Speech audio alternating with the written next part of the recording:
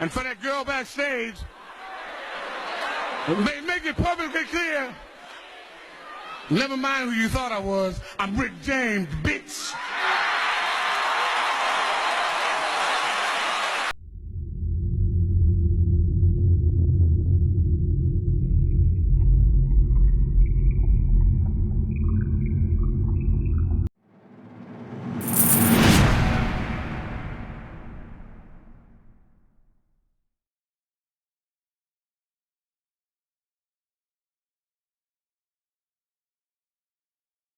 Check the mic and make sure it sound right, boys.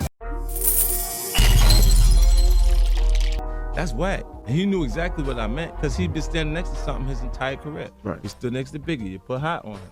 That's stand next to the fight if you want, right? You stood next to Mace. Stood next to Jock. Look, Puffy might be the destination for anybody going nowhere. As if the storm of homosexual allegations haven't been bad enough, Diddy has now once again found himself at the center of Biggie's demise, along with several other celebrities. At least that's what 50 Cent says. But things are slightly worse now because fans are backing the new accusation, claiming that 50 isn't even the first person to accuse Diddy of being involved in artists from his record label getting sacrificed. If you were present during the era when Diddy was known as Puff Daddy, you likely recall how his name sparked a global sensation. In the late 1990s, Bad Boy Records reigned supreme in the music industry, delivering a steady stream of chart-topping hits that captivated dance floors and radio stations alike. These songs were accompanied by lavish music videos that showcased flashy suits and explosive visual effects.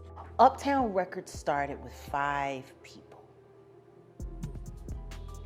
Andre Harrell,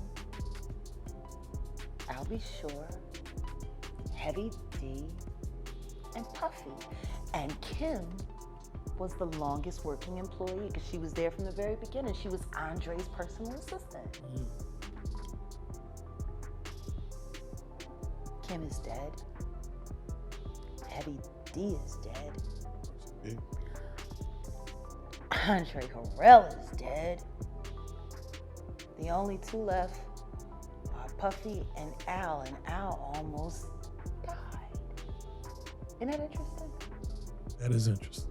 Looking back at the artists who were signed to Bad Boy Records, it is now clear that some disturbing trends emerged. Despite the flashy facade of bright colors and shiny clothing, rumors swirled about Diddy's treatment of his artists and some shady dealings that occurred behind the scenes. Shockingly, a significant number of Bad Boy artists ended up broke, incarcerated, or dead at a young age. The most startling trend, however, was the number of artists who left the industry altogether and turned to religion. More than 3 of Diddy's former collaborators abandoned music to pursue a spiritual path, while their peers faced tragic outcomes. Jaguar Wright, a singer-songwriter who has garnered attention in recent years for exposing Hollywood secrets, shared her perspective on Diddy and his survival at Bad Boy Records. According to her, the label was initially established by 5 people, 3 of whom have since passed away, while Albie Shore was left in a coma. Remarkably, Diddy is the only member who emerged unscathed from all the turmoil, earning the moniker Honeycombs from Wright. Wright went on to suggest that the other 4 members were on the verge of writing tell-all books before experiencing their unfortunate fates. Even Albie Shore, who fortunately survived his coma, had been working on a book prior to his tragic incident. Wright insinuated that someone may have wanted to prevent the release of these tell-all books, as they potentially contained information that someone did not want exposed. 50 Cent faced backlash on the internet when he claimed that anyone associated with Diddy ended up broken or unsuccessful, with many accusing him of attempting to tear Diddy down.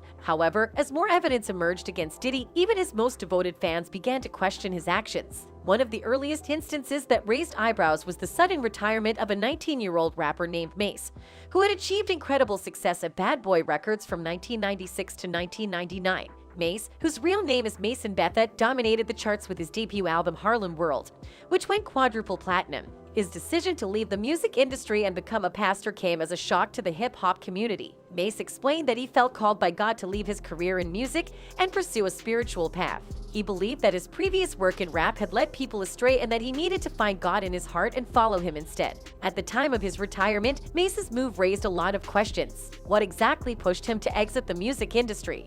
How do you have a 19-year-old rapper named Mace who decides one day to wake up and say, you know what, I want to get out of this SHT and be a minister? An insider said he left and then went on to establish SANE Ministries, an acronym which stands for Saving a Nation Endangered, where he now calls himself Minister Mace after a soul-stirring vision from God. Going sane may have saved Mace's life, If anybody who wants to do something to you, they'll think twice, the insider revealed. When you're with the Lord, they think twice about doing you stuff. Think about it. He's the only one who got out on top. Loon, another artist associated with Bad Boy Records, also turned towards religion. He released his first album with the label in 2003, but after a trip to Abu Dhabi, he converted to Islam and changed his name to Amir Junaid Muhaddith. Following his religious transformation, Loon decided to retire from the music industry and moved to Egypt, where he resided until 2011. As Puff Daddy grows older, disturbing stories about him continue to emerge. While his sexual orientation, whether he is gay or bisexual, may not be the issue, the problem lies in how he reportedly uses it to exert power and dominance over others. In a shocking Instagram video posted in 2020, Jaguar Wright, the tell-all artist, alleged that Diddy forced male artists to engage in sexual acts with him for power. According to Wright, she had hired an entertainment lawyer who had recently left Bad Boy, but she did not disclose the lawyer's name due to fear of retaliation. The lawyer confided in Wright and shared a troubling story about their time at the label. According to Wright, Diddy had a meeting with singer and New Jack City actor Christopher Williams, possibly to sign a demo deal, when the attorney arrived to get approval for some paperwork. The door wasn't locked, so she didn't think twice about just walking in, Wright said. When she walked in, she saw Christopher Williams performing Fellatio on Puff. Although it was an unexpected sight, it did not bother the lawyer much, but it did embarrass her. She played it cool until Diddy brought it up the following day, allegedly in an aggressive manner, asking her if she planned to tell anyone.